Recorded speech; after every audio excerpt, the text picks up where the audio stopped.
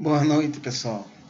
Então, é, hoje nós vamos falar sobre a questão da exposição à umidade, né? Na aula passada de TUEI na aula de segunda-feira, nós falamos sobre higrômetro. E o higrômetro é um aparelho bem importante para vocês entenderem aí, né? O higrômetro, alguns vezes chamam termohigrômetro porque está relacionado à temperatura, mas o higrômetro vai avaliar o grau de umidade que tem, né, na atmosfera na questão do trabalhador, né? Isso é bem importante a gente entender que a umidade ela pode ser uma medida de insalubridade, por mais que a umidade não pague, não você a exposição à umidade não tenha, vocês viram no vídeo da aula anterior, não caracterize aposentadoria especial, né? Então você não ganha tempo para aposentadoria especial, mas você pode ter a insalubridade em grau médio aí pago para exposição ao trabalhador a questão da umidade, né? E a gente viu que o termohigrômetro é um aparelho que vai medir esse grau de umidade numa relação de umidade relativa, né? Só para vocês entenderem, isso não faz parte do conteúdo, mas a umidade relativa é o percentual de, de água que tem na atmosfera, água em forma gasosa que tem na atmosfera, e, esse percentual aí, né, dá a percentagem total que existe na atmosfera. Quando a umidade relativa chega a 100%, não precisa chegar a 100%, próximo a 100%, cria-se a condição da precipitação na atmosfera, né? Mas isso a gente estuda lá no meio ambiente em climatologia. Mas a umidade relativa, que a umidade é uma variável bem complicada de entender a umidade relativa, porque ela está relacionada à temperatura. Por exemplo, vamos dar um exemplo para você. A temperatura de 0 graus, vamos supor, a umidade relativa 90 nós temos uma umidade relativa de 90%. Daí ela vai ter 90% de água naquela temperatura de 0 graus. Mas uma temperatura, vamos supor, de 40 graus Celsius, nós vamos ter, daí você também tem uma umidade relativa de 80%. Então, a gente fez, então dizemos assim, qual a maior umidade relativa? A maior umidade relativa é 90% a 0 graus.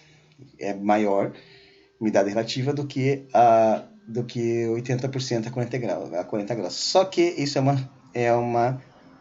uma variável bem complicada de entender e bem difícil, porque agora eu faço a pergunta, qual ar tem mais umidade?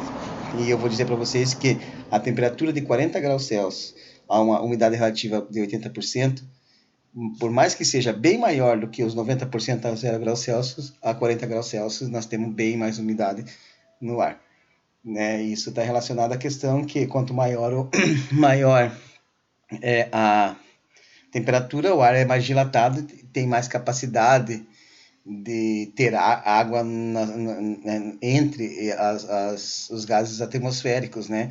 E isso a gente chama de umidade absoluta. Então, sempre tem que ter muito cuidado quando a gente vai falar de umidade relativa, porque ela tem que estar relacionada com a questão da temperatura, né? Então, isso é importante. Nem sempre uma alta umidade relativa do ar ela está caracterizada com uma alta umidade do ar, e isso pode ser feita a conversão numa umidade que a gente chama de umidade absoluta. Pessoal, o termohigrômetro, né, então, é o aparelho que vai fazer a medição aqui, né? Então, vocês estão vendo, ele é um aparelho que vai medir a umidade do ar, pode ser monitorado esse ar, essa umidade do ar no ambiente de trabalho, mas são variáveis bem complexas de entender. Vamos voltar aqui, vamos ver o que diz a NR15 em relação à questão da exposição à umidade do trabalhador. A NR15 diz o seguinte, né? Tá aqui. Diz o seguinte: as atividades ou operações executadas em locais alagados ou encharcados, com umidade excessiva, capazes de produzir danos à saúde dos trabalhadores, serão considerados insalubres em decorrência do laudo de inspeção realizada no local de trabalho. Então, não existe, por mais que seja uma variável, a umidade seja um risco físico, e geralmente os riscos físicos existem padrões, alguns padrões, não existe padrões para insalubridade. Para insalubridade para a umidade, né? Isso é importante, é feito por laudo médico, que geralmente os laudos médicos são feitos a partir de jurisprudência, de julgamentos em relação ao pedido de insalubridade, à questão da exposição à umidade. No vídeo que foi explicado para vocês, que foi mostrado para vocês, o autor mostra lá que existia um caso, né, de um motoqueiro que trabalhava fazendo ronda com a moto, e ele falou que ele molhava o pé e ficava a noite inteira trabalhando com o pé molhado, e isso pediu insalubridade. E ele conseguiu porque a empresa, né, não disponibilizava EPI, bota essas coisas para ele não ficar molhado, então ele conseguiu entender que a umidade excessiva ali causava insalubridade, né? Um caso também de uma faxineira que limpava a cozinha ali, jogava água e pediu insalubridade, e a justiça não determinou insalubridade para ela porque a lavagem da cozinha não é um local exatamente encharcado, porque ninguém encharca uma cozinha, né, para lavar, e principalmente ela também utilizava EPIs, né, bota para não ficar com o pé molhado, então aí não caracterizou em insalubridade. Pode ter um risco ali, né, um risco à umidade? Sim, pode haver a exposição ao risco, mas se a faxineira ali, ela usasse as botas e não ficasse molhada, ela não teria direito à insalubridade em relação à umidade. Então aqui a gente vê aqui que um aparelho que mede a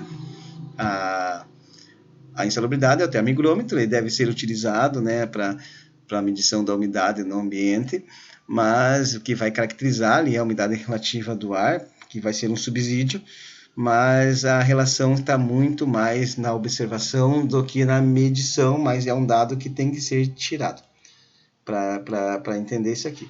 Pessoal, nós vamos aqui ver as condições de insalubridade, né, avaliar alguns casos que podemos dizer em relação à umidade.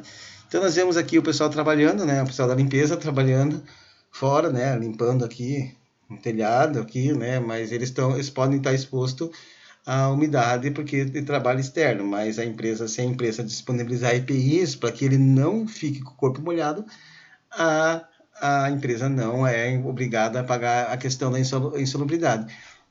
Professor, mas em dias de chuvas a umidade relativa do ar é quase 100%, então ele está exposto a uma umidade alta do ar. Sim, ele está exposto a uma umidade alta do ar, nada diferente da vida normal dele, né? No segundo caso, aqui, nesse caso aqui de cima, que a gente vai ver do pessoal, o cara lavando com VAP, né? Então, ele pode ser um trabalho que caracterize a umidade, por mais que ele utilize essa questão aqui da roupa, mas o jato vai criar uma névoa inteira que vai ter uma atmosfera muito, não só um chão encharcado, mas uma atmosfera com uma grande quantidade de ar, diferente de uma situação natural, assim, da natureza, né? Então, isso pode estar causando o que a gente chama do grau da insalubridade.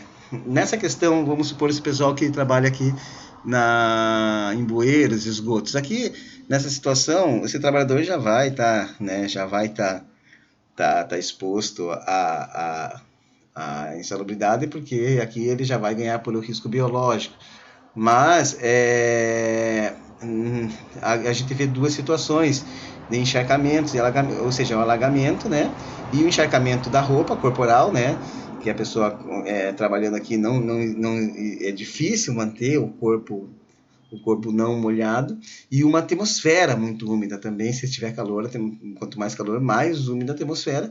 Então, numa questão de pessoas que trabalham abaixo, né, nessas situações em bueiros, essas coisas de redes pluviais, esgotos, não tem como não dizer que ele está exposto à questão da umidade. A questão da lavagem de carro, né, geralmente os trabalhadores em lavagem de carros, eles estão expostos à questão da umidade, né, por duas condições: o encharcamento, né, piso molhado, contato direto com a água, né? Geralmente, por exemplo, em dias de calor ele não tem como ele colocar uma roupa de plástico, para não se molhar, então ele vai se molhar, né? Acaba não tendo como evitar o corpo encharcado, e também uma atmosfera, por causa dos jatos d'água, atmosfera bem úmida, que vai caracterizar aí a questão da exposição à umidade do trabalhador.